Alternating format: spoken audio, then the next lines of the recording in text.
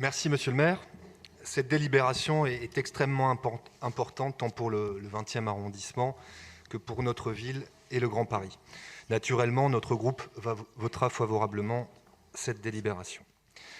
En effet, par ces démolitions, il s'agit de lancer, enfin, une opération d'aménagement d'envergure tant attendue. Une opération essentielle pour un territoire marqué par des difficultés sociales majeures et où règne parfois la misère. Un territoire soumis à de nombreuses nuisances, dont sa proximité avec le boulevard périphérique, l'insalubrité des logements, la présence de rats qui empoisonnent la vie des habitants. Pour celles et ceux qui connaissent Piton-du-Vernois, ce qui est le plus frappant, c'est la frontière qui existe avec le reste du 20e arrondissement. Piton-du-Vernois est depuis trop longtemps une enclave où, par la force des choses, prédomine un sentiment d'abandon chez les habitants. Avons-nous trop tardé à lancer cette opération ? Certainement. Avons-nous trop peu communiqué avec les habitants ? Assurément. Fallait-il reloger les habitants plus rapidement ? Nécessairement. C'est d'ailleurs la raison pour laquelle notre groupe votera favorablement concernant le vœu déposé par le groupe écologiste sur le sujet. Alors oui, de nombreuses études d'impact de faisabilité ont été lancées. La première étude date même de 2012-2013. Je l'admets, on ne peut pas simplement détruire. Pour rebâtir un quartier d'une telle importance, il est nécessaire d'avoir une vision globale d'aménagement du territoire, d'urbanisme, dont le logement fait partie, mais également en matière de commerce, de culture, de sport, de loisirs et de services publics. Cette absence de vision pour nos quartiers qui a dégradé, c'est cette absence de vision pour nos quartiers qui a dégradé Paris. Vous le savez bien, vous dirigez la ville depuis 20 ans. Les mêmes causes produisant les mêmes effets, le nouveau Piton-du-Vernois ne doit pas être un ghetto. La programmation prévisionnelle du projet semble plutôt rassurante sur ce point, en tout cas à ce stade. La mixité sociale est un axe fort du projet, avec une partie des logements réservés à la classe moyenne, et je m'en félicite.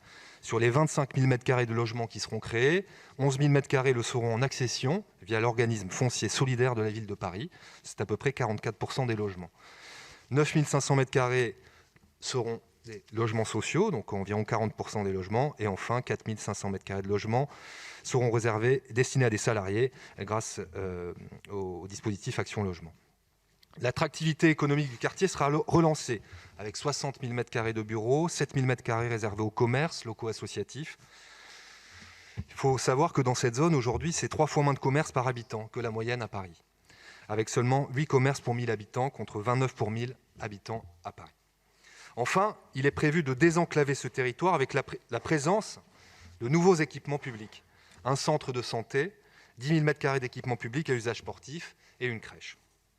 Tout cela est positif pour Piton-du-Vernois, le 20e et ses habitants. Vous voyez, je ne suis pas sectaire et absolument pas contre les logements sociaux, comme il a pu être dit tout à l'heure. Néanmoins, ce projet a trop souvent manqué de visibilité pour les habitants, mais également pour les élus. Et je tiens à saluer le maire du 20e qui organise prochainement avec les élus de l'arrondissement une réunion d'information sur le projet Les Portes du 20e.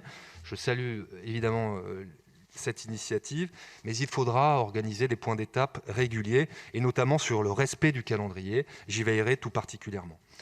Je l'ai rappelé, la mixité sociale est une garantie essentielle pour que ce quartier ne sombre pas comme tant d'autres à Paris. Je souhaiterais donc que l'exécutif confirme ses engagements sur ce point, notamment quant à l'accession réservée aux classes moyennes via le dispositif de l'organisme foncier solidaire de la ville de Paris.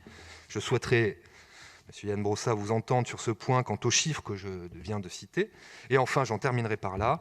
Qu'est-il prévu pour lutter contre la prolifération des rats, notamment dans le cadre des démolitions à venir ? Je vous remercie, Monsieur le maire.